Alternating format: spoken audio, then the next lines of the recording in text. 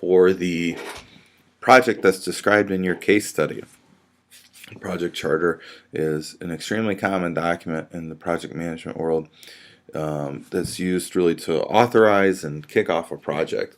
Usually there's a signature from the project sponsor, a description on what the project is and how it's going to be accomplished, who some of the key members are, etc. I picked a template that I really like that we're going to use, and it's embedded here within this assignment document. So you would complete the template based on the information provided within your charter. So let's go ahead and open that template up. This template comes from PM Documents. You have access to it based on your membership with PMI, and it's pretty self-explanatory. So you would put your project name in here, the date, name of the company that you're doing this for. If you don't have it, that's not a big deal for some of that information.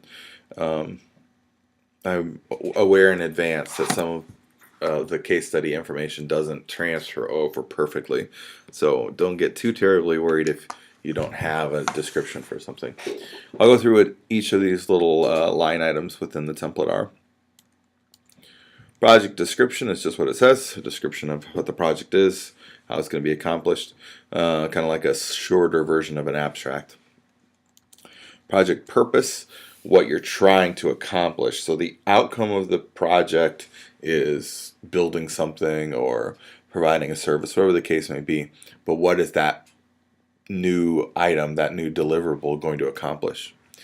Business case is normally where you do your cost-benefit analysis. Some of the case study information is not going to have specific numbers to do that with. So you'd either just describe what the benefit is and that you think it's going to have a benefit, what the case is for the project moving forward. Requirements in project world, in the project world, this is from your what you need the project to accomplish as far as what the specifics are. So when I manage software project updates, software projects, sorry, the requirements is what I'm getting from my customers. What do they need the software to do? What do they need it to look like? Those types of things. Your assumptions, assumptions are going to be, well, the description there is pretty good. They're things that you are going under the impression that are correct, and in the event that they're not, it alters the project. Constraints, like you'll read about some of the typical constraints are not enough dollars to do it properly, you don't have the right people, hard deadline, things of those nature. Those are some constraints that are associated with your project within the case study.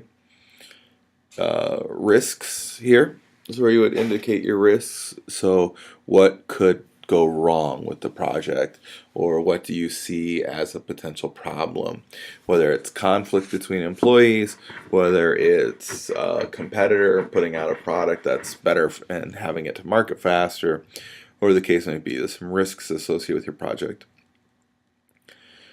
This project deliverables probably isn't going to be that applicable for most of these case studies because most of them are just talk about the major end deliverable, but if you have some line items in between, you would add it there. Otherwise, just say what the outcome is.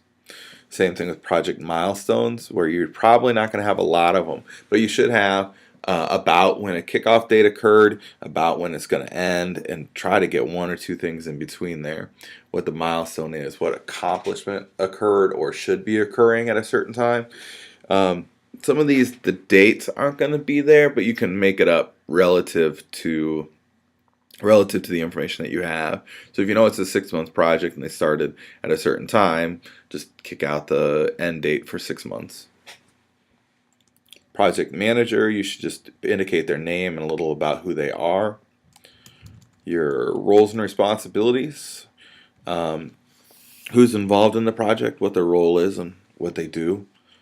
So you should have like project manager, the people building whatever the project is accomplishing, the sponsor, etc.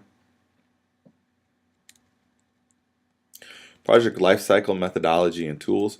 Here's you'll talk about any tools that are mentioned. Some of these aren't going to have it, aren't going to have much information on that. But if you have anything, you'd add it in there.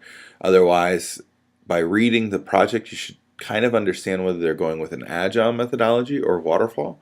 If you're able to call that out, that'd be a great tip of the hat for you. Authorization is your sponsor, who's authorizing the project. So that's the template you'll complete. Again, I understand that the case studies don't have transferable information for every line item here.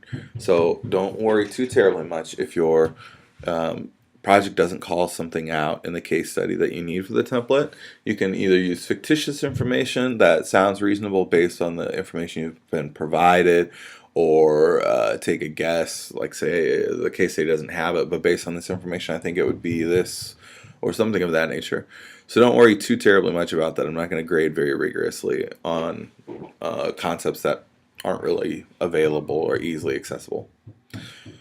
So this charter template project, due here in the near future, I think is a great way to see this is the type of thing that we're doing on a daily basis in the project world. When I'm doing project management work for Lincoln Financial, I have to have one of these done before I kick off projects. So it's certainly a lot of real world applicability. Also will really help you learn your case study very well. Any questions or concerns? Again, as always, please make sure to reach out. Thank you.